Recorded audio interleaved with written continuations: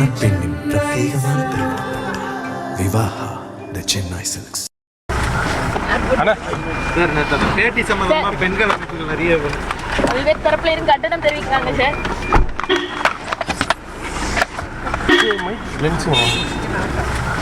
பேட்டி சம்பந்தமா பெண்கள் அமைப்புகள் நிறைய பல்வேறு தரப்புல இருந்து கண்டனம் தெரிவிக்கிறாங்க சார்.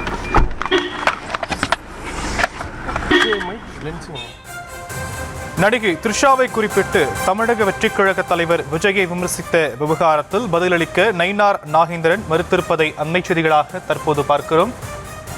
செய்தியாளர்களின் கேள்விகளை அவர் பதிலளிக்காமல் கடந்து சென்ற காட்சிகளை பார்க்கக்கூடிய நிலையில் விவரங்களை செய்தியாளர் பாரி கார்த்திக் வழங்க நாம் கேட்கலாம். பாரி கார்த்திக், விவரங்கள்.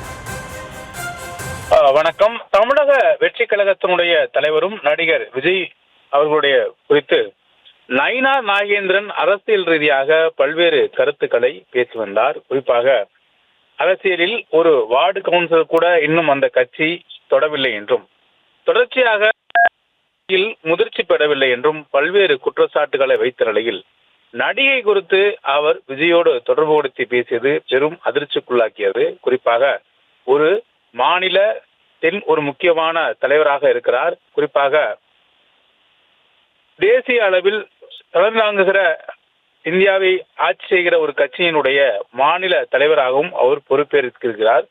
எனவே அந்த பேச்சு என்பது அவருடைய பொறுப்புக்கு அழகு சேர்ப்பது போல இல்லை எனும், அவருடைய அந்த பேச்சு என்பது மிகப்பெரிய ஒரு மோசமான தாக்குதல், அதாவது பெண்கள் மீது நடத்தப்பட்ட ஒரு தாக்குதல் எனவும் பல்வேறு குற்றச்சாட்டுகள் எழுந்து வரும் நிலையில் சமூகத்தில் பொறுப்பற்ற இந்த சம்பவம், அதாவது இந்த பேச்சு மூலமாக மிகப்பெரிய அளவிற்கு விவாத பொருளாக சமூக வலைதளங்களில் மாறி வருகிறது.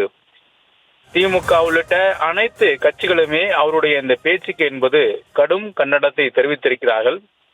எனவே இது தொடர்பாக பெண்கள் மத்தியிலும் கடுமையான கோபத்தை ஏற்படுத்தியிருக்கிறது.